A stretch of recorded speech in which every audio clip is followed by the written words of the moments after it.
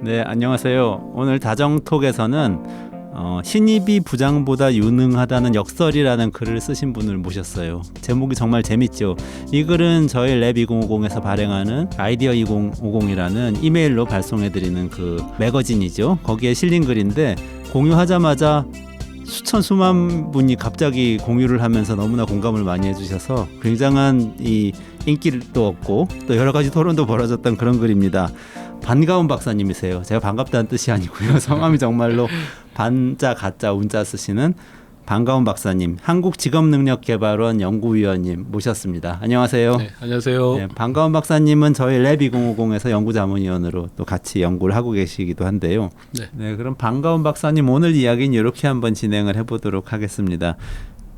첫 번째로 우리 사회에서 성인들이 역량이 저하되는 문제, 어떤 문제가 있는지 한번 좀 짚어보고요. 그리고 여기에 대해서 직업훈련이라든지 하는 정책 대안이 많이 나오는데 여기에 대해서 평가를 좀 한번 해보고, 그리고 세 번째로 일터에서 그러면 구체적으로 어떤 변화가 일어나야 하는가, 여기에 대해서 좀 얘기를 해보고요. 그리고 마지막으로 우리가 4차 산업혁명과 일의 미래에 대해서 이야기를 지금 나누고 있는데 그 일의 미래와 이 문제하고는 어떻게 연관을 맺게 되는가, 이렇게 좀 얘기를 나눠봤으면 합니다. 네, 좋습니다. 네.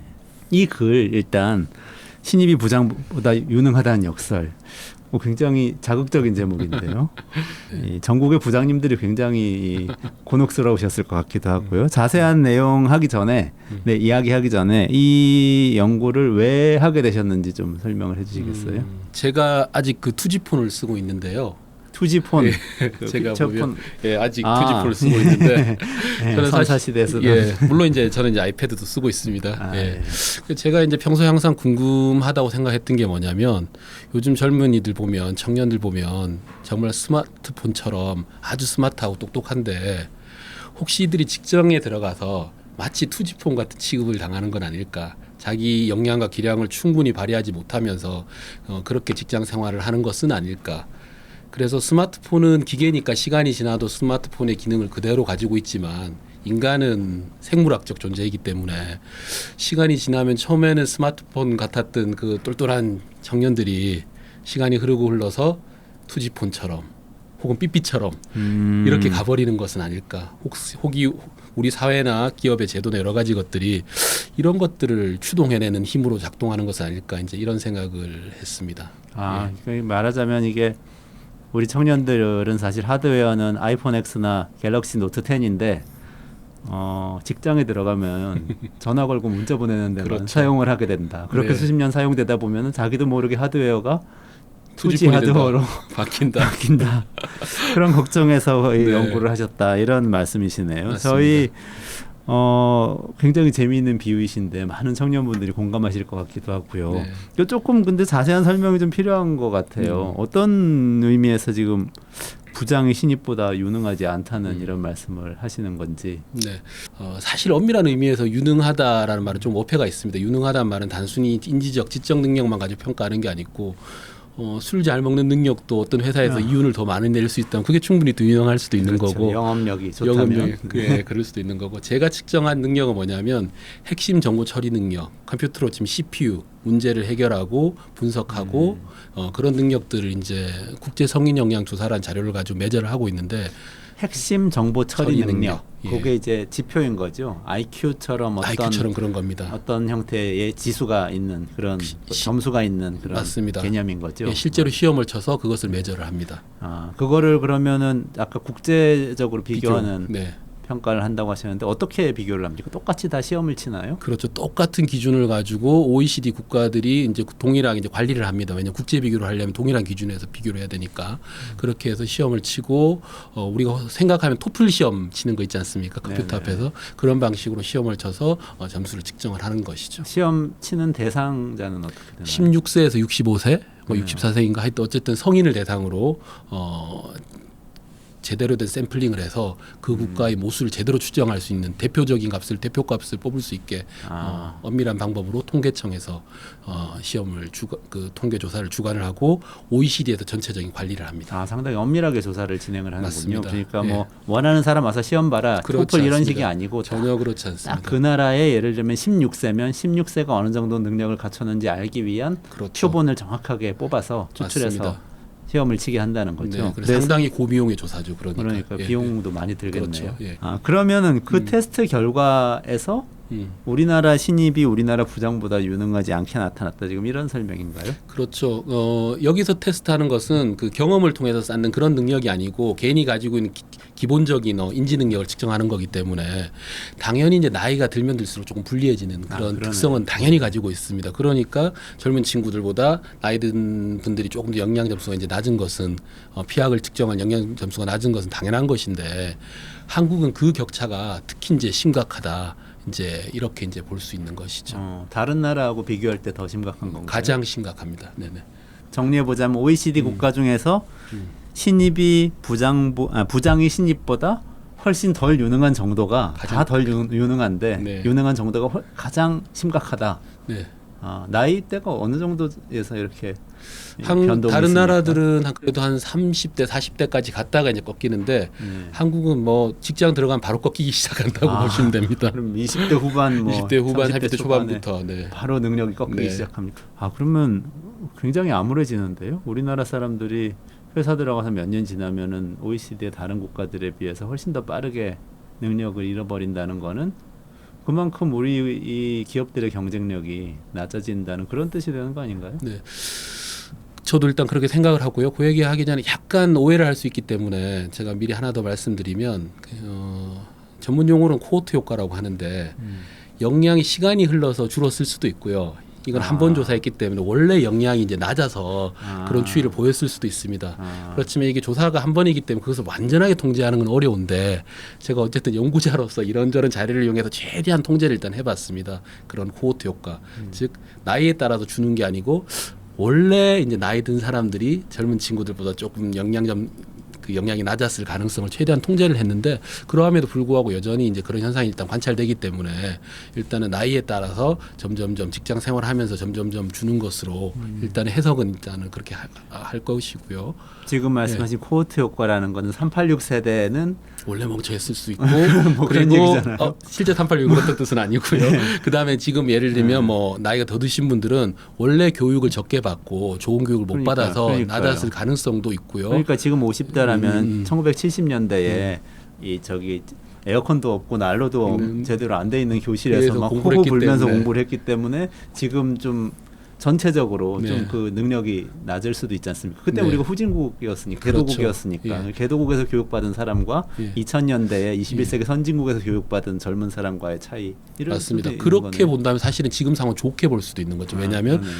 역량 격차 크다는 건 점점점 교육의 질이 올라가서 젊은 친구들이 점점점 똑똑해졌다. 이제 이렇게 이제 해석을 할 수 있는데 다만 이제 그런 것들을 한 번의 조사로 완전히 통제는 못하지만 그런 코호트를 대리할 수 있는 여러 가지 것들을 좀 통제를 해보고 그 다음에 어쨌든 최근 들어서 점점 대학이 팽창하잖아요, 그죠? 대학 교육 같은 것들이 팽창할수록 사실 대학 교육의 질은 떨어진다는 연구들도 사실은 많거든요. 그래서 뭐 그런 여러 가지 것들 가설들을 좀 검증을 해보고 이리저리 봤을 때 코호트 효과도 분명히 있긴 있는데 그렇다고 해서 에이징 이펙트, 즉 나이가 들면 들수록 영향이 이제 감소하는 속도도 무시하지 못한다. 아주 학문적으로 엄격하게 묻는다면 그중에 어떤 게 더 크냐 지금 단계는 답할 수는 없지만 여러 가지 가능성을 이렇게 검토해 봤을 때 충분히 에이징 이펙트가 있다고 보고 있고요. 특히 학력의 양이나 건강 같은 거 어릴 때 부모 가정 배경 같은 것들을 충분히 통제하고도 통제하면 사실 더 가팔라져요 상대적으로. 통제를 하면 상대적으로 이제 절대 수준은 줄겠지만 예. OECD나 다른 국가들도 다 같이 통제할 거 아닙니까? 그렇죠. 그러면 상대적으로 보면 더 가파른 모습을 띠기 때문에 연령 효과가 더 커진다고요. 절대값은 더 커지는 것은 아닌데 다 같이 다 줄 거 아닙니까? 모든 나라들도 그때 제일 적게 주는 격차가 더 커진다는 거죠. 그렇죠. 심각하네요. 네. 그래서 이제 원래 이제 질문 드렸던 쪽으로 다시 돌아오면 이런 연령에 따라서 이제 내가 졸업을 하고 난 다음에 점점점 사회생활을 하면서 내 역량이 주는 것은 두 가지 의미가 있는 거죠. 청년층에게 그다음에 최근에 이제 문제가 되고 있는 중장년층에게 다 문제가 있는데 청년층의 입장에서는 어쨌든 가만히 생각을 해보면 직장을 다니면 돈을 벌고 내 역량이 더 개발돼야 되는. 그렇죠. 그리고 주류 경제학에서는 내 역량을 인적 자본이라고 해서 이것도 돈과 똑같이 칩니다. 인적 자본이니까 그죠? 그렇죠. 이 인적 자본을 만들기 위해서 우리 부모님과 내가 얼마나 많은 노력을 들였겠습니까? 그렇죠. 사교육비도 들었을 수도 있고 그죠? 이것도 사실 돈인 거죠, 그죠? 국가적으로도 그렇죠. 학교 국가적- 교육 다 국가가 그렇죠. 세금으로 어마어마한 돈이 운영을 하는 들어가서 우리 국민 평균의 어떤 인적 자본이라는 게 형성이 됐는데 개인은 돈을 벌고 혹은 또 기업은 이윤을 냈을지 몰라도 그렇게 어마어마하게 축적된 인적 자본이 빠른 속도로 사라지기 시작한다면 이것은 무언가 이제 파이낸셜 재무적으로도 문제가 있는 것 아니냐. 경제적인 문제가 될 수 있는 거예요. 예, 특히 이제 청년들 입장에서는 그렇게 이제 힘들게 직장 들어가고 싶어서 직장 들어갔는데 과장해서 얘기한다면 300만 원 벌고 350만 원을 날려먹었다. 인적 자본 측면에서는. 그럼 내가 뭘 하고 있지? 또 회사 다니면 욕 먹으면서 일하고 있는데 이제 이런 것들 사실은 눈에는 안 보이는 것이죠. 왜냐하면 내가 눈에 보는 300만 원밖에 안 보이니까 내가 잃어버리는 350만 원은 안 보이는 거니까 그죠? 그렇죠. 특히 다른 나라랑 국제 비교해 보면 사실은 그 시기 동안 돈도 벌고 인적 자본도 쌓이는 나라들도 상당히 많거든요. 이제 일을 하고 배우고 하면서 그래서 더 좋은 직장을 옮길 수도 있는 거고. 근데 우리는 그런 어떤 인적 자본의 투자가 철저하게 개인이 다 하는 거잖아요, 사실은. 그렇죠. 이제 그런 것이 이제 첫 번째 되게 중요한 문제점이라 볼 수 있고요. 두 번째는 뭐냐면 최근에 이제 뭐 GM 사태나 군산 핵심 노동 인구 40대 때 구조조정이 이제 많이 벌어지는데 그렇죠. 많이 이제 전통적으로 낸 해법이 결국은 뭐냐면 직업 교육 훈련을 잘 시켜서 다시 이 사람들을 새로운 수요가 있는 산업으로 옮긴다. 뭐 이런 아이디어가 기본적인 이제 아이디어들인데 이렇게 인적 자본이 직장을 다니면서 축적이 안 되고 빠르게 준다는 것은 사실은 학습의 효과를 엄청나게 낮추고 비용을 올리는 일인 그렇죠. 겁니다. 네. 왜냐하면 잘 생각을 해보시면 똑같은 교육을 시켜도 공부 잘하는 친구 못하는 친구 이렇게 다 나눠지고 있는데 그것은 이제 선생님의 영향도 있지만 학생 본인의 어떤 의지라든지 기본 능력 같은 것도 상당히 중요한 것 아닙니까? 안타깝게도 우리나라 40대, 50대 이제 저까지 포함해서 40대들은 새로운 것을 배울 수 있는 준비가 상당히 안 돼 있는 겁니다. 그렇다면 기계적인 어떤 교육 훈련 정책이 들어오더라도 그만큼 영향이 더 쌓이고 새로운 산업에 적응하고 하는데 상당히 이제 불리한 환경인 것이죠. 다른 나라들보다는. 두 가지 다 심각하네요. 그러니까 청년들 입장에서 볼 때도 국가적으로 보나 개인적으로 보나 자기가 투자해서 만들어 놓은 자본을 다 까먹는 그런 효과가 생기고 이제 중장년층은 전직 이직할 때 문제가 바로 생기네요. 그러니까 어떻게 보면 더 내가 이 회사에서 목숨 걸고 지켜야 되는 목적이 생긴 거죠. 딴 데로 가서 내가 충분히 다른 지식 내지 기량을 습득을 해서 다른 쪽으로 적응할 수 있는 거라면 물론 이게 안 되는 데는 단순히 개인의 능력 말고 제도적 여러 가지 노동시장 여러 가지 문제들이 이제 맞물려 있습니다만은 최소한 개인의 역량의 축적이라는 측면만 놓고 보면 학습도 생물학적 과정이다. 배우는 것도 단순히 강의실에 앉힌다고 애가 똑똑해지는 게 아니고 충분히 학습할 수 있는 말랑말랑한 뇌의 상태를 가지고 있어야 되는데 그렇죠. 한국의 기업 문화의 원인일 수도 있고 여러 가지 평생학습의 부족의 원인일 수도 있는데 우리는 그 직장을 벗어나서 다른 곳으로 옮길 때 필요한 어떤 직업 훈련을 효과적이고 효율적으로 받기에 좋은 어떤 지적 역량의 상태가 아니다라는 어떤 증거가 될 수도 있는 거죠. 그게 요즘 작금의 이 세대 간 갈등하고도 관련이 있을까요? 예컨대 정년 연장 논의가 계속 나오잖아요. 우리나라에서는 그게 왠지 만약에 계속해서 직장을 옮겨 다닐 수 있다면 그러니까 직장을 다니면서 계속 능력이 신장된다면 당연히 오래 다닌 사람일수록 더 옮겨가기가 쉬울 거잖아요. 만약에 그런 상태라면 30대든 40대든 50대든 60대든 거기 있지 않고 계속 옮겨 다니려는 동인도 굉장히 많을 것 같은데 그거보다는 사람들이 더 자기 자리를 지키면서 쭉 정년까지 가서 정년도 더 늘어났으면 좋겠다는 마음이 굉장히 큰 것 같더라고요. 맞습니다. 네네. 그런 이슈도 있고 또 이제 정규직 비정규직 갈등 같은 문제도 있지 않습니까? 정년 연장은 신입 사원으로 들어가려고 하는 청년들과 이제 장년 세대와의 갈등 요소가 있다면 정규직 비정규직은 딱 현존하는 지금 일하는 사람들끼리 충돌하는 건데 정규직으로 들어간 사람들은 꼭 이렇게 이 비정규직으로 일하던 사람들 정규직화하는 거에 대해서 또 굉장히 부정적으로 얘기를 하잖아요. 그것도 좀 그런 효과가 있을 것 같다는 생각도 들고 그러네요. 네. 그 말씀 주신 문제들 당연히 저도 있다고 생각하고요.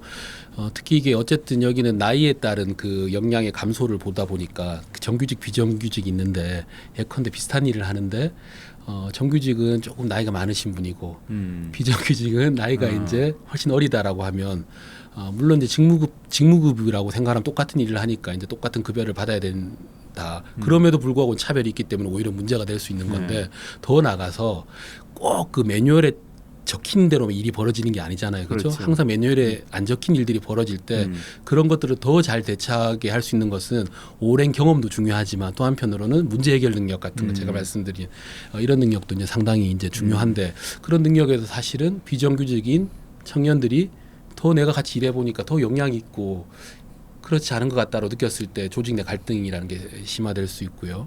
두 번째는 결국은 한국은 그 연공급에 따라서 어떤 조직 내 권력도 나이에 따라서 이제 배분되는 문화가 특히 이제 심각하잖아요, 그죠? 예를 들면 부장은 40대 50대고 50대고 이제 신입은 20대 30대인데 사실은 그 개인의 타고난 능력 말고 경험을 통해서도 역량이 많이 쌓이는 그런 작업 환경이라면 비록 지적 능력은 생물학적 지적 능력은 좀 떨어지고 피학에서 측정하는 그런 능력은 좀 떨어지더라도 이 사람이 갖는 어떤 통찰력이라든지 이런 걸 통해서 충분히 제도가 아닌 관계를 통한 자연스러운 어떤 권위가 생기고 이제 리스펙이라는 게 그 사람 상대방에 대한 존중이 생길 수 있는데 그런 것들이 되게 약한 이제 저스킬 일터 그렇게 뭐 역량이 기량이 많이 필요하지 않은 상태에서 사실은 말씀하신 것처럼 불확실한 상황에서 막 대처를 해야 되는 이런 상황일 때는 좀 문제가 이제 심각해지는 거죠. 젊은 친구들이 봤을 때는 50대, 60대를 그렇게 유능하다라고 판단하지 못할 가능성이 아주 큽니다. 사실은 그런 경우에는 사실은 여러 가지 또 아까 말했던 똑같은 이유로 갈등이 생기고 그것이 갈등이 한쪽이 한쪽을 억압적으로 누르는 방식으로 먹고 살려면 나 때도 다 그랬어 라든지 이런 어떤 기업 내 반민주적 이데올로기를 통해 가지고 어쨌든 이제 축적이 된다면 그런 게 이제 기업 문화가 되고 한다면 사실은 여러 면에서 안 좋은 일들이 벌어지겠죠. 그러면 왜 이렇게 이 우리나라 사람들이 직장에서는 자꾸 능력을 잃어버리게 될까? 그 원인을 좀 찾아보면 좋겠는데요. 지난 시간에 사실 김기찬 가톨릭대 교수께서 여기 출연하셨는데요. 다정톡에서 말씀 나누면서 이런 얘기를 하셨거든요. 우리나라는 나이가 들면 들수록 직급이 올라가면서 점점 실제 이 업무를 다루는 일을 하지 않게 된다. 점점 관리자가 돼가고 특히 한 40대 중반 정도 일정한 나이가 지나가면 아예 실무를 하지 않고 결제만 하고 책임만 지는 그런 관리자로 변하는데 그렇기 때문에 사실 업무 능력이 더 신장되지 않을 가능성이 높다. 그렇지 않게 조직을 운영해야 된다. 이런 취지의 말씀을 좀 하셨었는데요. 그 이야기 좀 관련이 있을까요? 네, 그 동의를 합니다. 동의를 하고요. 다만 저는 좀 더 펀더멘탈하게 들여다보는데 역량이 왜 감퇴하는가. 제가 가지고 있는 가설은 영어를 써서 죄송합니다만은 intellectual 스티뮬러스인가요? 자극이면 지적 자극. 예, 지적 자극 혹은 use it or lose it 사용하면 얻고 사용하지 않으면 잃어버리는 이제 이런 인간의 지적 능력이라는 것도 생물학적 근육이랑 똑같은 거죠. 자극을 받고 열심히 운동하면 근육 나이가 들음에도 불구하고 근육이 커질 수 있는 것처럼 또 많이 활용하면 그렇지만 또 반대로 활용을 안 하고 자극을 안 받으면 저처럼 이제 젊지만 이렇게 몸도 뚱뚱해지고 건강이 나빠지는 것처럼 지적 능력도 마찬가지다. 이제 이렇게 보고 있는데 그런 거죠. 김기찬 교수님 말씀이 만약에 현장에서 열심히 일을 하는 것보다 제 기준에서 보면 관리직들이 훨씬 더 머리를 적게 쓰고 디맨딩한 잡이 아니다 그러면 당연히 맞는 얘기인 것이고 반대로 현장에서 하는 일은 너무 단순하고 관리자가 되는 게 사실 어마어마하게 진짜 매일매일 논문을 쓰고 글을 쓰는 것처럼 디맨딩한 잡이라면 또 안 그럴 수도 있는 건데 아마 어떤 전제였을 거냐면 현장에서 전문가로서 자기 역량을 개발하고 일을 하는 것보다 관리자들은 그만큼 지적 자극을 받는 일이 아닐지도 모른다라는 전제가 있지 않았나 일단 이런 생각을 해보고요. 핵심은 뭐냐면 내가 하는 태스크 일이 얼마나 나에게 디맨딩한 내 뇌를 지적인 자극을 주는 그런 일들 속에서 내가 일을 하고 있냐 아니냐 이게 이제 핵심이라고 봅니다. 이거를 어떻게 하는 게 좋을지를 이야기를 좀 해봤으면 좋겠는데 네. 딱 떠오르는 단어는 직업 교육인데요. 그래서 교육을 잘 시켜야 되는 건가? 그러니까 직장에 들어가서도 계속 교육을 받으면 그 능력이 떨어지지 않고 좀 더 보존될 수 있는 건가 하는 일단 그 질문이 하나 드네요. 네, 그 아까도 말씀드린 것처럼 직업 교육을 잘 받는 것도 중요하지만 그것을 잘 받기 위한 전제 조건으로 일정 정도의 지적 능력이 이제 유지되어 있는 게 되게 중요하다고 제가 일단 말씀드린 것 같고요. 그렇다면 그게 잘 돼 있으면 또 직업 교육을 잘 받으면 되는 것이냐? 반은 맞고 반은 틀리다라고 제가 생각을 하는데요. 결국은 교육을 통해서도 내가 지적인 자극을 얻을 수도 있고요. 제가 특히 더 강조하는 것은 일터가 조금 더 나에게 도전적인 과업을 주고 이제 머리를 많이 쓰는 그런 일터로 바뀌는 게 되게 중요하다. 만약에 반대로 일터는 여전히 따분한 어떤 머리를 하나도 쓸 필요가 없는 그런 일터인데 정부가 어떤 정책적 개입을 통해서 교육만 많이 할 수 있는 상황을 만들어준다. 그러면 사실은 어떤 일이 벌어지냐면 교육 받는 그 순간은 자극을 받아서 내 뇌가 활성화될지 모르지만 다시 직장에 돌아오는 순간 그건 전혀 쓸데없는 일이 되는. 그리고 내가 굳이 그걸 왜 받았지? 이제 이런 게 연결이 안 되잖아요. 오히려 교육을 받은 걸 가지고 회사에 들어와서 더 내 업무랑 연결시켜가지고 더 디벨롭을 시키고 그때 동료한테 전파를 시키고 그래서 교육을 받은 결과가 기업의 어떤 생산성 향상으로 내 임금으로도 돌아오고 이렇게 되면 교육은 1시간 받았지만 그 1시간이 마중물이 돼서 10시간, 20시간의 어떤 활동으로 이제 바뀔 거 아닙니까? 그죠? 근데 만약에 일터가 안 바뀐 상태에서 교육만 많아지면 1시간이 그냥 1시간으로 끝나버리겠죠. 게다가 직장에서 써먹을 일도 없기 때문에 이 1시간 받는 동안도 그 노동자들은 그냥 뭐 받아야 되니까 받나 보다 하면서 되게 몰입해서 또 받지도 않겠죠. 어떻게 보면.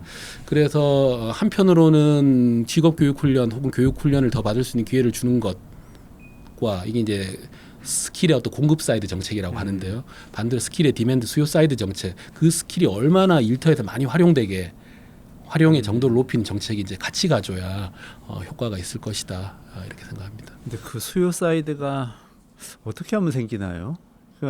우리가 이 아주 전형적인 일터를 생각해 보면 반 박사님이나 저나 이런 사람들이 하는 일과는 굉장히 다르잖아요. 맞습니다. 이렇게 A부터 Z까지 딱 매뉴얼이 정해져 있고 그거를 그대로 잘 수행하면 일을 잘한 사람이 되고 그거를 좀 적혀 있는 거하고 다르게 하면은 뭐 그렇게 해서도 별 문제가 안 생기면은 계속 그냥 넘어가지만 문제가 하나 생기면 그때는 굉장히 일에서 문제를 일으킨 사람이 되어버리고 이런 상황이 대부분의 일터에서 벌어지는 거 아닌가요?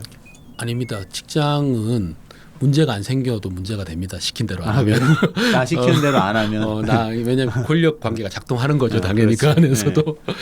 싸가지 없는 사람이 되겠죠. 맞아요. 게다가 그게 조금 더 효율적이라도 하면 큰일 납니다. 그죠? 잘 되면. 이제 약간 농담처럼 얘기를 했는데 일단은 너무 위계적인 조직은 100명이 있는데 왜 위계적이면 한 명만 똑똑하면 되겠죠. 99명은 잘 시키는 일을 잘 하는 사람이면 문제가 없기 때문에 일단 위계적인 조직이라는 거는 그 조직 전체로 봤을 때 이런 학습이라든지 이런 것에 수요가 훨씬 낮겠죠. 한두 명만 똑똑하면 되니까. 일단 그런 게 일단 첫 번째고요. 그렇다면 일터를 조금 더 디맨딩한 그 스킬 디맨딩한 그 역량이 많이 필요한 그런 일터로 도대체 어떻게 바꿀까라고 할 때 저는 어떻게 생각하냐면 아주 강한 전통적인 강한 어떤 해법이 있고 시간은 걸리지만 조금 더 부드러운 해법이 있을 수 있다고 생각합니다. 전통적인 강한 해법들이 결국은 뭐냐면 노동과 자본 간의 어떤 교섭력에서 노동의 교섭력을 바로 직접적으로 올려주는 방법입니다. 여러 가지 이제 제도들이 있겠죠. 그 노동자의 권한을 이제 강화해주는 여러 가지 제도들 노동조합도 있고 있을 수 있고. 그다음에 하여튼 뭐 여러 가지 쟁의와 관련된 것도 많을 수도 있고. 근데 다만 약간 문제는 그렇게 이제 노동조합 내지 이런 쪽으로 갔을 때 그게 이제 일터의 스킬의 레벨을 올리는 방식으로 갈 거냐. 그것도 이제 고민을 좀 해봐야 됩니다. 사실은. 우리 노동조합 하면은 대체로 이런 선입견을 가지고 있잖아요. 노동조합을 통해서 노동자들이 얻으려고 하는 것은 처우를 개선하는 거다. 그렇죠. 업무 내용에 대한 거는 얘기를 사실은 할 수도 없게 돼 있고 법적으로 불가능하죠. 그렇죠. 예, 사실은 노동조합의 문제라기보다 여러 가지 맞물려 있는 어떤 문제들인 그렇죠. 거죠. 사실은. 근데 어쨌든 핵심은 뭐냐면 개별 노동자 한 명 한 명의 교섭력을 올려주는 것인데 교섭력 올려줘서 자율과 재량을 좀 더 많이 얻도록 이제 해주는 것인데 그것의 하나의 방법이 이제 노동조합이라든지 전통적인 제도를 통한 이제 방법이 하나가 있을 수 있고요. 두 번째 조금 더 부드러운 접근은 뭐냐면 노동자 개개인이 이 상당한 역량을 갖추는 겁니다. 이 역량을 갖출 때 이제 국가가 상당히 개입하고 도와주는 것인데 이렇게 가면 너무 이제 이것도 전통적인 해법이 아닌가 이렇게 이제 생각할 수 있는데 제가 여기서 말하는 노동자의 역량을 갖추는데 정부나 공동체가 도와준다고 할 때는 노동자의 니즈에 맞는 역량을 개발하도록 정부가 지원한다는 뜻입니다. 지금까지는 이제 산업의 수요에 맞는 산업에 맞는 뭐 이런 식으로 해서 어떻게 보면 기업가가 직접 투자해야 될 돈을 정부가 이렇게 여러 가지 이렇게 지원해 주는 방식이었는데 예컨대 이런 거죠. 용접을 하는 노동자가 나는 다큐멘터리 감독이 되고 싶어라는 욕구를 가졌을 때 그 욕구를 실현할 수 있도록 도와주는 겁니다. 기존은 뭐였냐면 내가 용접공이었으면 용접공으로서의 레벨을 올리는 데는 정부가 교육훈련을 지원을 해줬습니다. 해줬는데 그것보다는 어차피 우리는 4, 5년 있다가 다 이제 서로 헤어질 관계거든요. 노동과 자본 간의 근속이 짧기 때문에 그렇죠. 이제 이렇게 되면 4, 5년 정도 한 5년, 6년 뭐 하여튼 5년을 근속 기간이 예, 네. 현 직장 근속 네, 기간이 네, 그 네. 정도가 되는데 결국은 이것은 교섭력 차원에서 이제 우리가 바라볼 수 있는 것이죠. 내가 어떤 데리고 일하는 이 사람이 나랑 이제 계약을 맺어서 영원히 이제 아주 오랜 기간 동안 서로 뭐 그 사장님은 넌 나의 아들이다. 그리고 직장 다니는 직원은 사장님 아버지처럼 생각하는 아주 옛날 모델을 이제 말 그대로 IMF 전에 이제 다 IMF 이후에 다 사라졌잖아요. 이제 그죠? 그렇게 됐을 때 지금은 철저하게 기업 내 역량을 가지고 서로 계약을 맺는 관계가 아니기 때문에 기업이 필요한 역량을 맺는 게 아니기 때문에 오히려 저는 노동자의 니즈에 맞는 역량을 기르는 쪽으로 정부나 국가가 지원을 해준다면 교섭력이 바뀌게 되고 그 역량에 맞는 방식으로 기업의 경영도 이제 바뀔 수 있다라고 생각을 합니다. 하고 싶은 일을 할 수 있게 도와준다 이런 개념인가요? 맞습니다. 지금은 그러니까 직업훈련 지원이 다 이렇게 돼 있는 거죠. 저도 이제 군산이나 군산 GM이나 그 통영이나 조선업, 통영이나 거제나 이런 데 들여다보면서 알게 됐는데 자동차 업종에 종사하던 사람한테 직업훈련 지원은 다른 자동차 업종 기업에 가서 뭔가 할 수 있는 그런 지원을 거죠. 해주고 조선업은 또 조선업이고 이런 건데 답답하더라고요. 네. 자동차 회사가 지금 나가는 판국인데 그러니까 예. 자동차에 또 옮기라고 하니까 그럼 현대차를 가라는 건지 이런 의문이 들잖아요. 네. 할 수도 없는데. 물론 여기 약간 오해하지 말아야 되는 게 이제 그런 능력만 중요하다는 뜻이 아니고 당연히 자동차 업계에서 일하면서 내 능력을 업그레이드 시켜 나가는 게 되게 중요한 거잖아요, 그죠? 그렇죠. 그런 거에 투자는 국가가 하지 말고 기업이 직접 하라는 겁니다. 제 주장은 하는 거고 이제 정부가 이제 우리 세금을 가지고 지원하는 것들을 어떻게 보면 개인에게 조금 더 이제 포커스가 맞춰진 그런 방식으로 훈련 정책을 이제 훈련 내지는 교육 정책을 쓰자는 거고 그건 단순히 뭐 몇 개월짜리 며칠짜리 교육이 아닌 좀 장기적인 어떤 교육 과정 뭐 1년, 2년짜리 교육 과정도 충분히 지원할 수 있고요. 사실 그 노동부가 그런 방식으로 지금 재직자 훈련이랑 실업자 훈련을 이제 합쳐가지고 제도를 이제 상당히 설계를 이제 마무리를 지었고요. 그 다음 내년에 이제 이렇게 내년부터인가 후내년부터인가 물론 내년부터인 것 같은데 실행을 하는데 저는 그거보다 더 넓혀서 더 마치 그 기본소득까지는 아니지만 기본 시민권으로서 기본 교육권을 그냥 갖는 것. 내가 대한민국에 태어났으면 내가 원하는 교육은 고등학교 때까지가 아니고 평생 언제든지 이제 받을 수 있는 하나의 권리를 갖게 해주자. 시민으로서 권리를 갖게 해주자는 거고 그게 아까 말한 것처럼 직접적인 어떤 노조나 이런 제도를 통해서 노동자 개개인의 교섭력을 올려주는 것보다 느린 것 같지만 장기적으로 봤을 때는 노동과 자본의 어떤 관계에서 노동자들의 교섭력을 올리는 방법인 거고 이것도 장기적으로 그러면 일터 문화도 이제 바꾸게 되는 어떤 자본가에게 다른 어떤 이윤 극대화 방식을 추구하게 만드는 그런 게 될 거다라는 생각입니다. 교육을 권리로서 인정한다는 게 평생학습권 같은 그렇죠. 말씀을 하시는 것 네네. 같아요. 그러니까 어릴 때 어떤 특정한 기간 동안 몇 살 되기 전까지는 교육의 권리가 지금 있는데 성인이 돼서는 없어지는 거나 다름없잖아요. 그렇죠. 그거를 실질적으로 없어지는 거죠. 주자 예. 이렇게 말씀하신 건 굉장히 큰 이야기네요. 예, 네. 그 우리 한국인의 일생을 아주 단순하게 도식화시켜서 보면 쭉 직장 대학 졸업하고 직장 들어가기 전까지 공부만 하다가 직장을 들어가서는 일만 하다가 은퇴를 하면 강제된 여가를 누리는 놀기만 하는 거죠. 강제된 여가로 일하고 싶은데 그래서 교육, 일, 여가가 생애 주기를 놓고 보면 상당히 지금 분절돼 있습니다. 그러다 보니까 우리가 처음에 대담 초기에 나눴던 것처럼 이런 역량이 가파르게 감소하는 곡선 같은 것들도 그런 원인이 있다고 생각을 하거든요. 또 일하면서 이게 일이 아주 고스킬의 일이 아니고 저스킬의 그리고 위계적 조직 문화 속에 벌어진 일이다 보니까 더더욱 이제 그런 일이 벌어지는데 만약에 조금 더 좋은 세상, 뭐 좋은 제도를 생각해 본다면 전 생애를 놓고 봤을 때 일, 학습, 여가가 학령기 때도 꽤 균형을 이루고 직장 다니면서도 꽤 균형을 이루고 은퇴해서도 꽤 균형을 이루는 물론 학령기 때는 공부를 조금 더 많이 하고 직장 다니면서 일을 조금 더 열심히 하고 노년에는 여가를 더 많이 상대적으로 더 많이 누리는 게 당연히 맞지만 지금처럼 극단적으로 분절돼서 공부만 하다가 일만 하다가 여가만 누리는 것보다는 훨씬 더 부드럽게 가는 게 훨씬 좋다고 생각하고 이게 이제 4차 산업혁명이나 미래의 어떤 기술 변화에서도 훨씬 더 대응하기 좋은 상태를 만들어낼 거다 이런 생각을 합니다. 그러면 어릴 때는 일과 놀이를 좀 더 많이 해야 되겠네요. 지금 공부만 하니까. 네, 저는 그렇게 생각을 합니다. 성인이 돼서는 가급적이면은 배우는 것과 공부와 노는 것 이걸 조금 더 하고. 그렇죠.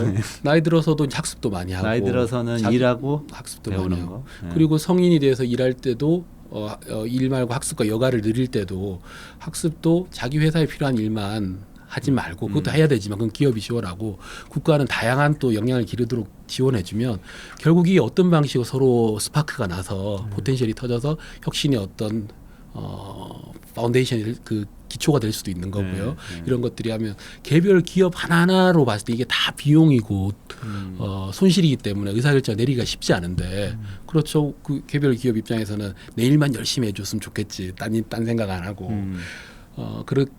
될 수는 없는데 이제 정부나 국가 차원에서 보면 훨씬 더 이것이 장기적으로 훨씬 유리한 의사결정일 수 있는 거고요. 국민 경제 전체 성장에서 보면 더 나아가서 그렇게 사는 게 똑같은 GDP를 내더라도 훨씬 더 행복하게 사는 길일 수도 있다 이런 생각이 또 듭니다. 국가 경제한테 어떻게 도움이 되죠? 근데 어떤 면에서 그렇죠? 국가 경제 차원에서 보면 요즘 이제 포용 얘기하면서 혁신 얘기도 많이 하지 않습니까? 혁신의 핵심이 결국은 다양한 상당한 능력을 가진 다양한 두 주체가 서로 협력하면서 우연히 좋은 아이디어를 만들어내는 것이 되게 중요한데 결국은 다양성에 대한 존중이 상당히 중요하고 그런 것인데 결국은 여러 사람들이 있을 때 다 똑같은 생각만 하고 똑같은 능력만 가지고 있고 자기 것만 함몰돼 가지고 산다면 아무리 여러 사람이 있더라도 그건 한 명인 것과 다름없는 거거든요.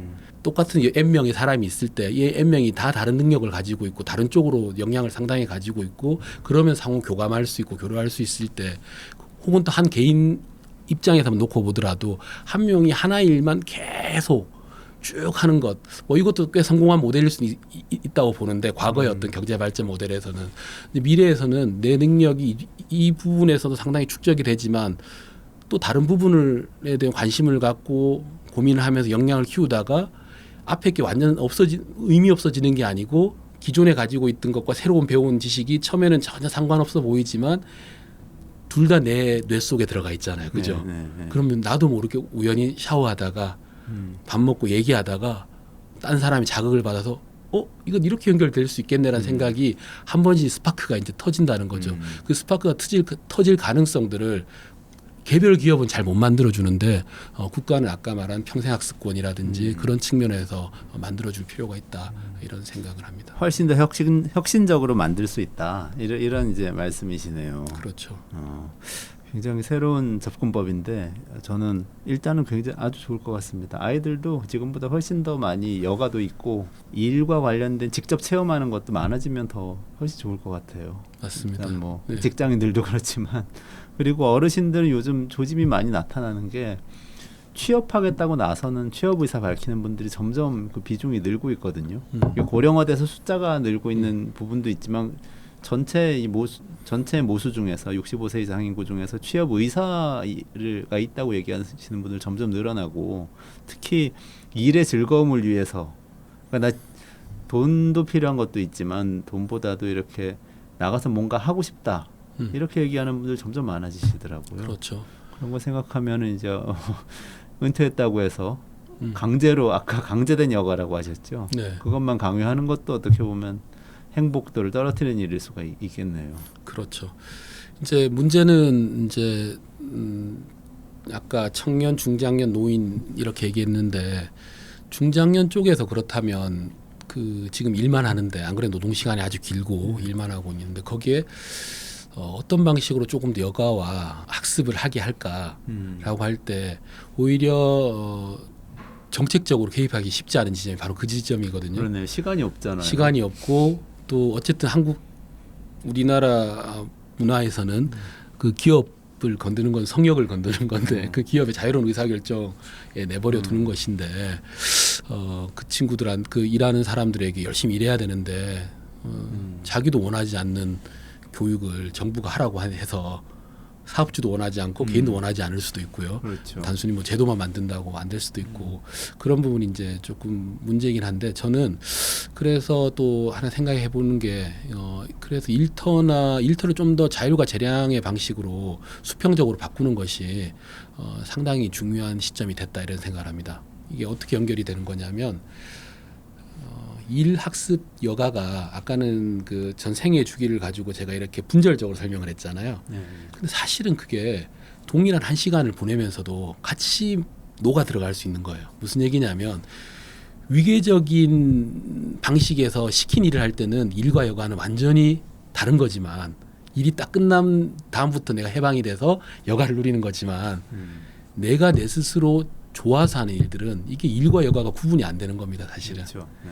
똑같은 시간 8시간을 보냈더라도 노예처럼 보낸 8시간과 내가 스스로 주인이 보내서 보낸 8시간은 완전 다른 문제가 그렇죠. 되는 거거든요. 일과 여가가 구분이 안 되고요. 이때 보내는 시간은 스스로의 학습이 되는 거고요. 영향이 계속 엄청나게 빠른 속도로 쌓이는 거죠. 그럼 자기가 더 필요해서 또 딴 걸 배우고 싶은 배우는 욕구도 같이 이제 생기는 겁니다. 사실은. 핵심은 뭐냐면 직장에서 일을 할 때 시켜서 하는 일은 좀 줄이고 스스로 할 수 있는 일의 환경을 만들어 준다면 아까 제가 생애 주기를 가지고 나눴던 일학습 여가의 구분이 사실은 이 30대, 40대, 50대 핵심 노동 인구층에서는 사실은 이제 합쳐지게 만들어질 수 있다. 이런 아이디어를 좀 가지고 접근할 필요 있지 않나 이런 생각입니다. 자율과 재량을 일터에서 자율과 재량을 늘리면 그 효과들이 다 나타날 수 있다. 지금 그렇게. 그렇죠. 물리적으로 제가 셋을 구분했는데 사실은 일과 학습과 여가가 구분되는 것이 아니다. 그렇죠.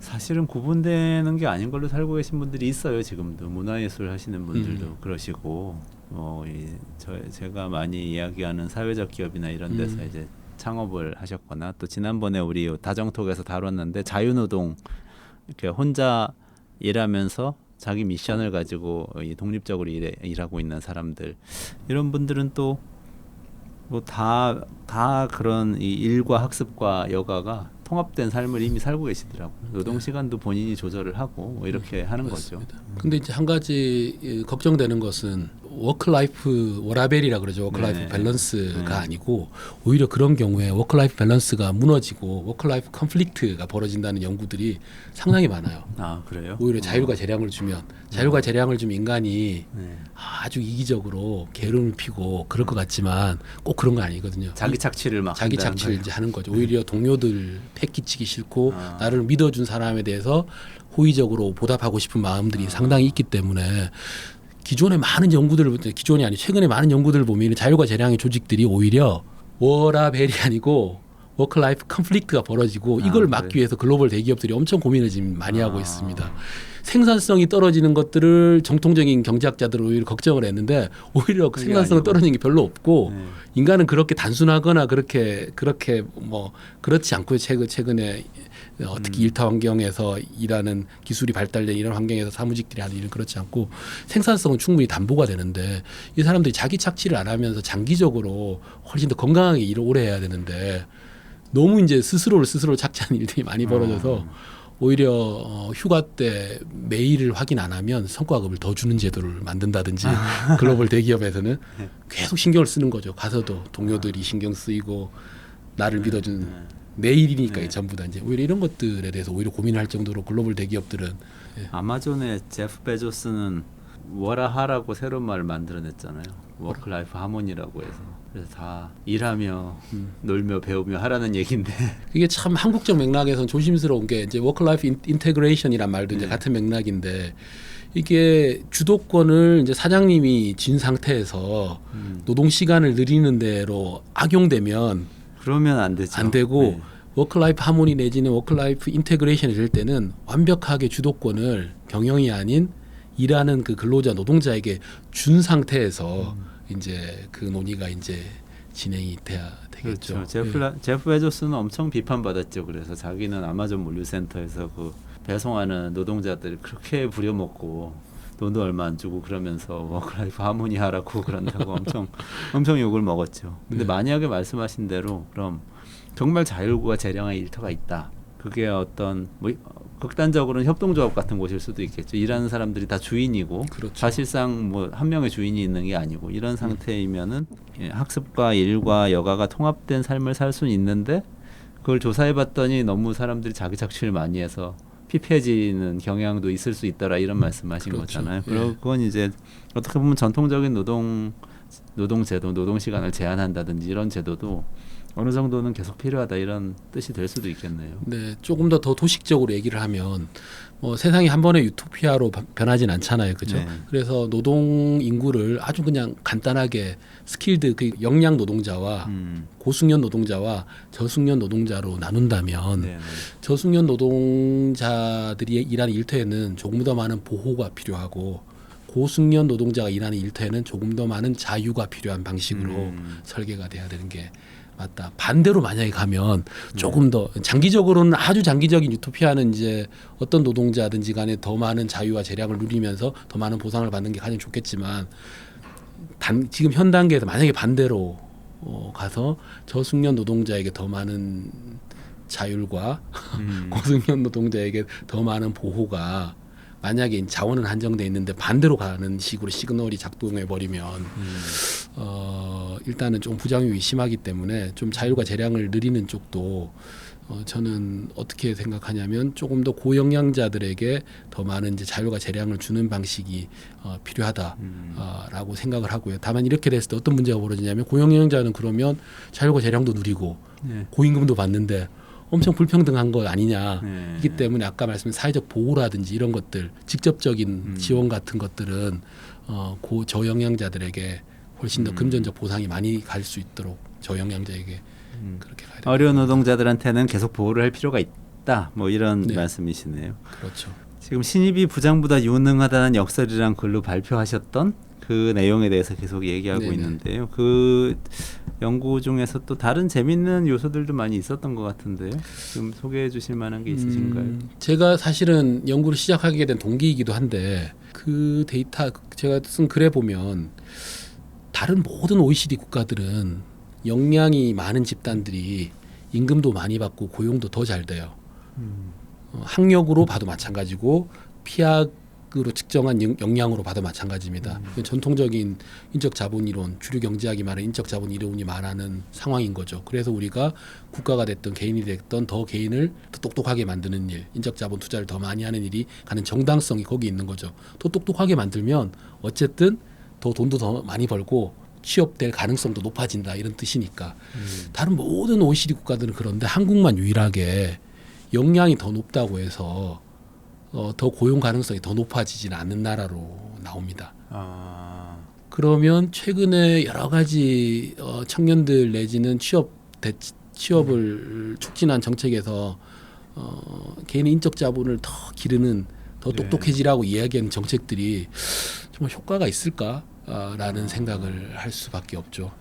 역량이 높아도 취업이 더 잘 되는 건 아니다. 한국 시장에서는 한국에서는 네. 왜 그럴까요? 저도 뭐 연구를 이제 쭉 하고는 있는데 아까 했던 얘기들이랑 쭉 이어지는 건데 일터가 역량을 정말 요구하는 일터는 아닐 수 있겠다라는 거고요. 다만 거기 보면 학력이 높을수록 취업은 더 잘 됩니다. 중졸보다는 고졸보다는 대졸. 임금도 당연히 더 높고요. 우리가 알고 있는 거죠, 그죠? 근데 학력이 아닌 정말 역량으로 측정을 해보면 취업이 더 잘 되는 것은 아닌 걸로 똑같은 걸로 나오거든요. 그거는 어떻게 제가 해석을 할 수 있냐면 한국에서 개인의 역량을 측정하는 방식 혹은 통용되는 것 자격은 내 역량을 보여주는 자격은 학력 말고는 없을 수도 있겠다. 학력 말고 다른 걸 가지고 이 사람 학력도 하나의 그냥 역량일 뿐인 거잖아요. 그죠? 그렇죠. 역량을 외주하는 네. 자격일 뿐인데 그렇죠. 학력을 하나의 요소로 보고 또 다른 여러 가지 역량도 채용이나 뭐 승진일 이럴 때 판단을 해서 반영을 해줘야 되는데 한국 기업들은 학력 정도만 판단할 수 있는 눈을 가지고 있겠다. 이 생각이 선별하는 쪽에서 선별할 필요가 없는 건가요? 아니면 그렇습니다. 필요가 있는데 제 생각은 선별하는 걸까요? 저는 이제 필요가 별로 없지 않을까라는 생각을 사실 하는 거죠. 잘하는 사람만 있으면 되니까. 그리고 어쨌든 학벌이 좀 좋은 것은 뭐 여러 가지 측면에서 좋은 거고 학력이 조금 낮더라도 역량이 충분히 있는 친구가 어마어마한 생산성을 낼 수 있는 그래 기업에 큰 도움이 되는 그런 조직이 아닐 수도 있는 거고 전반적으로 역량에 대한 수준이 되게 낮기 때문에 역량에 대해 요구하는 수준이 낮기 때문에 뭐 굳이 뭐 역량 필요하지도 않은 자원을 선별해내기 위해서 엄청난 그 돈을 들일 이유는 없는 거죠.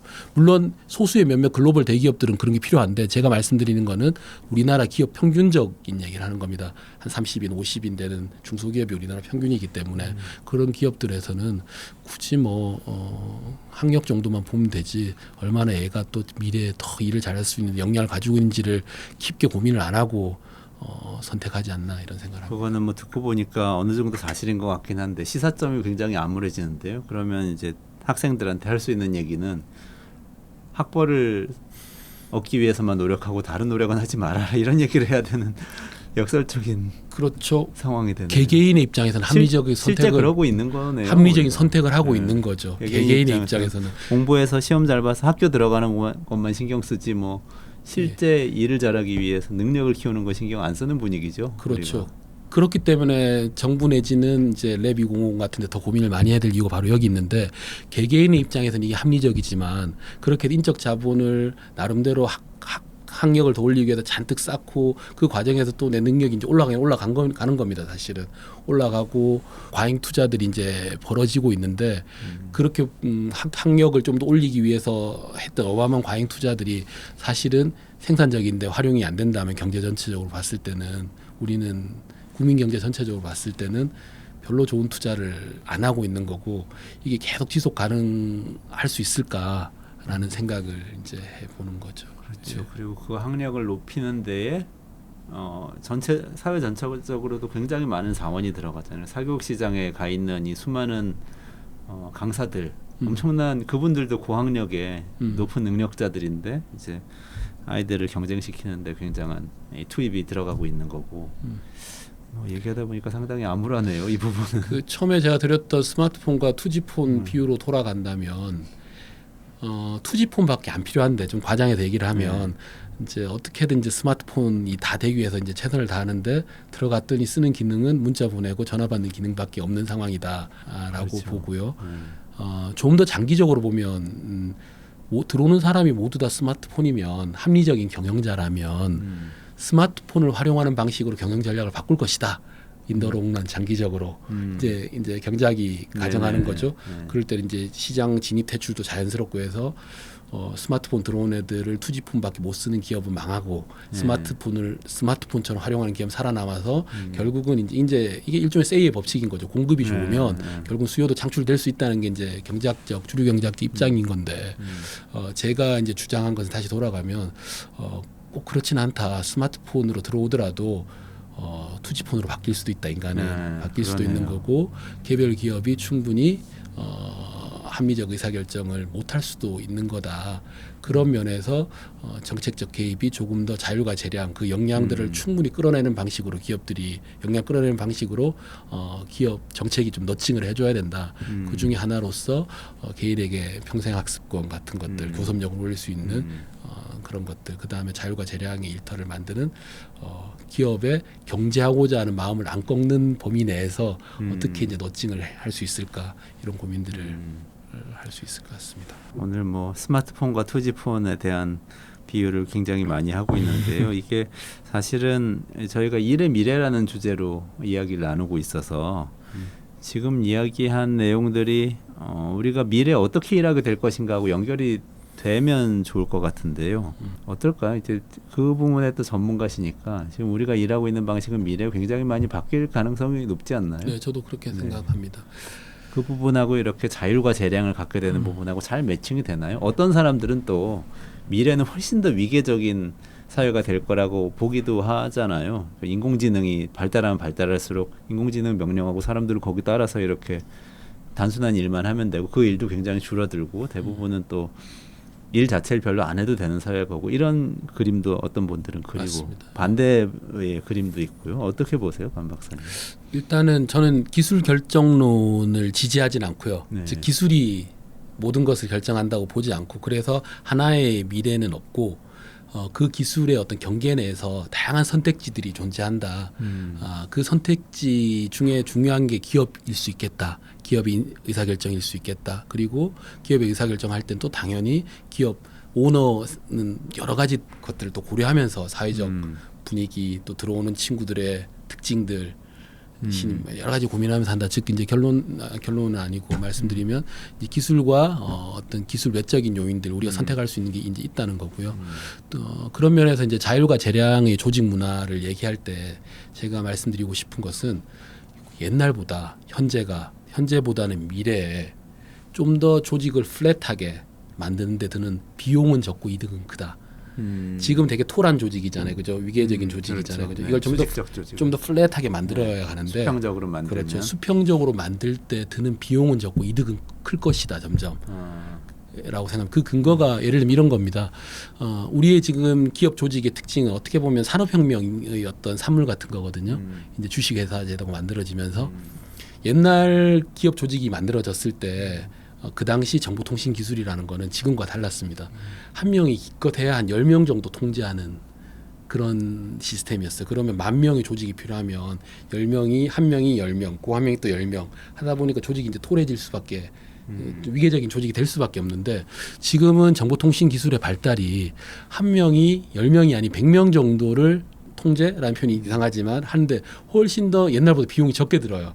카톡방 이런 것도 있을 수도 있고요, 네네, 그죠? 맞아요. 그리고 일을 좀 더 이제 프로젝트 베이스로 하는데도 훨씬 더 비용이 적게 들고 옛날보다. 그렇죠. 저 무슨 얘기를 하고 싶은 거냐면 조직이 토란 조직이 좀 플랫한 조직이 되는데 지금의 어떤 기술 변화나 기술 발전이 훨씬 더 유리한 환경일 것이다라는 게 첫 번째 이유이고 두 번째 이제 들어오는 친구들, 코호트들, 청년들이 어디에 더 행복해하고 더 동기부여가 될까라고 생각을 해보면 또 당연히 위계적인 것, 금전적 보상만 주는 것보다는 좀 더 플랫하고 의사결정을 스스로 할 수 있게 하는 거에 대해서 동기부여가 옛날 우리 선배들보다는 더 많은 인센티브를 하고 느끼고 동기부여가 된다.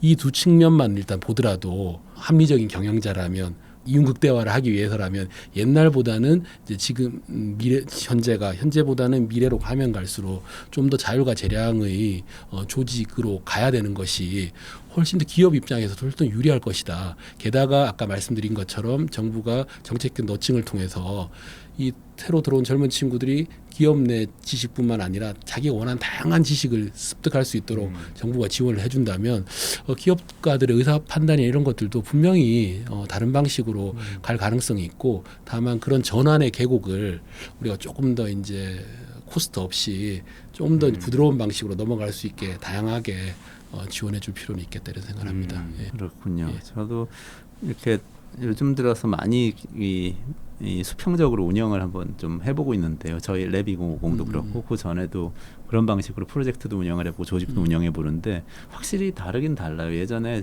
전화로 이야기를 할 때는 1대1 소통이기 때문에 항상 이렇게 선을 타고 올라가면서 라인처럼 보고를 할 수밖에 없었던 것 같아요. 조직 형태나 운영 방식이 어떻게 돼도 그걸 수평적으로 하려면 너무 어려운 거잖아요. 부장이 모든 사원들한테 전화해서 조정을 해야 되니까 못하게 되는데 지금은 카톡방 하나 열어놓고 할 수 있는 거니까 네. 확실히 그럴 수 있는 가능성은 높아졌다는 생각은 드는데 경영자가 훨씬 유능해야 되겠더라고요. 훨씬 유능한 겁니다. 그렇죠. 사실은 위계적인 조직이 아니고 자율과 재량의 조직이라는 건 똑같은 생산성을 내기 위해서도 경영자가 훨씬 더 생각할 게 많고 맞아요. 좀 과장해서 얘기하면 밑이라는 표현이 같이 일하는 동료들 혹은 직원들이 도대체 무슨 생각을 하는지 어떤 말을 할 때 기분 나빠하고 어떤 말을 할 때 동기부여가 되는지까지도 사실은 다 알고 있어야 되는 맞아요. 그 정도로 이제 예민한 보스가 돼야 되는 거죠. 그렇죠. 어떻게 보면. 그리고 우리 R&R이라고 그러잖아요. 역할 예. 업무 분장도 아주 세밀하게 정확하게 해줘야만 그게 잘 굴러갈 수 있는 것 같아요. 네. 위계 조직에서는 어쨌든 간에 위로 다 종합이 되기 때문에 막판에 종합해서 딱 정리해버리면 되지만 수평적인 조직에서는 이게 역할이 정확하게 분장 안 돼 있으면 겹치고 비구하는 데가 꼭 생길 것 같은 생각이 들더라고요. 근데 그럴 수도 있고요. 그럴 수도 있고 다만 이제 그 사전적으로 모든 걸 의사결정할 수는 없잖아요. 그러니까 제도의 불완전함을 항상 인간적 관계로 뛰어넘어야 되는데 결국은 협력할 수 있는 문화를 만드는 게 상당히 중요합니다. 경쟁적인 게 아닌 같은 조직 내에서 그럼 협력할 수 있는 문화를 이제 만들어내는 것이 아까 말한 그 제도의 그런 불완전함을 뛰어넘을 때도 이제 상당히 이제 중요하고 또 추가로 뭐가 중요하냐면 4차 산업혁명이 요구하는 어떤 일이라는 거는 사실은 예측하기 어려워요. 어떤 일이 우리 회사의 과업이 될지. 그럼 지금 생각하는 거는 어떻게 하냐면 새로운 일이 필요하다. 근데 내 능력이 그거와 상관이 없어. 그러면 나의 능력은 진부화돼 있기 때문에 새로운 능력을 교육 훈련 받아가지고 여기 맞는 사람이 돼서 생산성 올려야 돼. 이거 엄청 어려운 거거든요. 그렇죠. 근데 그게 아니고 예를 들면 제 능력이 저는 잡을 가지고 있잖아요. 제 잡에서 제가 해야 될 태스크는 1, 2, 3, 4, 5, 6, 7, 8, 9, 10번이 있어요. 이원재 선생님도 예를 들면 잡에서 태스크가 1, 2, 3, 4, 10번이 있는데 요 일이 프로젝트로 왔을 때는 나의 1, 2, 4번과 선생님의 2, 3, 7번을 합쳐가지고 하면 제일 좋고 또 다른 프로젝트가 왔을 때는 또 나의 2, 3번 정도 필요하고 이 사람이 6, 7, 8이 필요하고 쉽게 말하면 태스크 베이스로 이렇게 뽑아내가지고 마치 이제 하나의 사람이 그 예전에는 뭐냐면 이걸 위해서 이 사람에 맞는 또 아큐페이션 하나가 있어서 뭘 대응해야 된다는 접근이었는데 그게 아니고 지금 좀 더 제너럴한 방식으로 문제 해결 능력을 가지고 있고 내 어떤 주특기는 다 가지고 있는 거죠. 가지고 있지만 항상 내 태스크와 남의 태스크를 연결시켜 가지고 새로운 그러면 가상의 인물이 하나가 만들어진 거잖아. 사실 일을 잘하기 위해서. 그래서 이제 문제 해결 능력과 협업 능력 이런 게 이제 미래 4차 산업이 중요하다고 얘기하는 게 끊임없이 새로운 프로젝트가 왔을 때마다 새로운 능력을 기르는 게 아니고 비빔밥을 잘 만들어내면 웬만한 재료 가지고 다 만들어낼 수 있거든요. 결국 이제 자율과 재량의 조직이라는 것이 그런 면에서도 훨씬 더 유리하다. 그럼 사실 3명 가지고 태스크 10개씩 가지고 있으면 3명 가지고 마치 한 30명처럼 활용할 수 있는 거잖아요. 어떻게 보면. 그렇죠. 이제 그렇게 할 때 위계적인 조직은 그렇게 하기가 어려운데 수평적 조직들은 그것이 훨씬 좋고 그렇게 되게 중요한 것은 또 하나의 중요한 능력은 뭐냐면 서로 협업할 수 있는 능력들. 이런 것들은 사실은 일하는 분위기 그 리더의 능력도 중요하고 사실은 노동시장 들어오기 전에 학교 교육에서 어떤 방식으로 길러지냐 상당히 중요하겠죠. 외로운 경쟁만 하면서 전쟁터라고 맞아요. 생각하면서 중고등학교를 보내면서 하루아침에 또 이렇게 바뀌지 않거든요. 이런 것들이. 그렇죠. 협업하기 참 어려운데 그런 상황에서는. 만약에 모든 학생들이 다 같은 과목을 똑같이 하면서 경쟁을 한다면 말씀하신 것 같은 이 태스크에서의 이 구별은 되지 않게 되잖아요. 그렇죠. 그 시너지가 협업해도 시너지가 안 생기니까. 그렇죠. 학교 교육도 바뀌어야 되고 큰 문제이긴 하네요. 연결이 다 돼 있겠죠. 네. 그러네요. 오늘 그 신입이 부장보다 유능하다는 역설이란 글에 대해서 이야기하다가 지금 수평적이고 자율과 재량이 넘치는 일터를 만들어 보자까지 얘기가 왔다가 그러면은 협업할 수 있는 인재를 키우는 학교 교육을 만들어야 된다까지 이야기가 흘러왔습니다. 긴 시간 이야기 나누는데요. 마무리를 좀 해야 될 것 같고요. 일단 결과적으로 신입이 부장보다 유능하다는 역설을 극복하기 위해서는 신입과 부장이 수평적으로 일을 하는 그런 조직을 만들어서 협업을 잘 하는 게 좋겠다. 이렇게 지금 맞습니다. 결론이 나는 건가요? 역할이 다른 거죠. 역할이 서로 내 위에 다른 있는 사람이 아니고. 그렇죠. 예. 그리고 그때 근데 사장님이나 부장님이 상당한 또 능력을 보여주셔야 되는데 그 굉장히 다른 특성들을 잘 조합해서 프로젝트를 만들어내고 배치하는 능력이 있으셔야 되는데 그 능력은 배양을 좀 해주셔야 되겠네요. 지금처럼 이렇게 만약에 역량이 계속 떨어지면 시니어가 그 책임자가 되었을 때 이 수평적 조직을 관리 내지는 이 조정하기가 굉장히 어려울 수도 있겠다는 생각도 드네요. 네, 맞습니다. 근데 이런 결국은 역할이 신입에서 과장, 부장 이런 역할로 바뀌면서 그건 하나의 역할에 불과하다는 생각을 하는 게 일단 중요하고, 두 번째는 그 역할을 잘할 수 있는 역량을 또 길러주는 게 중요한데, 사실 그것은 학습뿐만 아니라 기업 거버넌스라든지 사실 우리나라 재벌 문제, 원하청 문제 이런 거가 다 이제 연결이 되는 것일 수도 있는데, 결국 내가 위로 올라가면 올라갈수록 나에게 더 필요한 능력이 아랫사람들이 서로 잘 협업하면서, 아랫사람 표현이 좀 이상합니다만 하면서 성과를 잘 내는 것이 중요한 것인지, 점점 위로 올라가면 올라갈수록 더 위에 있는 누군가에게 잘 보이는 능력이 더 중요해지는 것인지, 이제 그런 게 이제 좀 이제 한계가 좀 있을 것 같은데, 저는 뭐 그러함에도 불구하고 그런 역량은 상당히 길러져야 된다고 생각하고요. 특히 이제 역량이 없는 상태에서 자율과 재량이라는 거는 재앙 같은 거거든요. 어떻게 보면. 그렇죠. 맞아요. 네, 그렇기 때문에 반드시 역량, 자율과 재량을 준다는 것은 역량을 주는 것이 전제 조건이고요. 또 반대로 자율과 재량을 또 주면 또 역량이 또 잘 길러집니다. 네. 또 반대로 이게 둘이 갖는 어떤 상호작용을 잘 이제 염두에 두면서 우리가 생각해야 되고, 그러면서 이것을 둘러싼 밖에 있는 우리나라 쉽게 말하면 재벌 총수를 중심으로 한 그런 의사결정 때문에 벌어진 어마어마한 위계성, 전근대성, 이 사실은 이제 극복되는 것이 중요하다. 근데 이렇게 하면 그럼 재벌 문제 해결 안 되면 해결 안 되는 거냐, 뭐 이런 것은 아니고요. 이제 그런 것들에 대한 어떤 또 사회적 압력들이 이제 있을 수 있으니까, 그렇죠. 예, 다만 이제 그런 것들과 함께 고민할 필요가 있다. 현장에서 이렇게 여기저기서 작은 변화들이 생기기 시작하면 그게 사회 전체적으로 스케일업 될 수도 있으니까요. 그렇게 생각을 해봐야 되지 않을까 싶네요. 저는 상당히 이제 동의를 하고요. 저는 무슨 대타협이 큰 걸 이뤄내는 게 좀 힘들다, 한국적 맥락에서.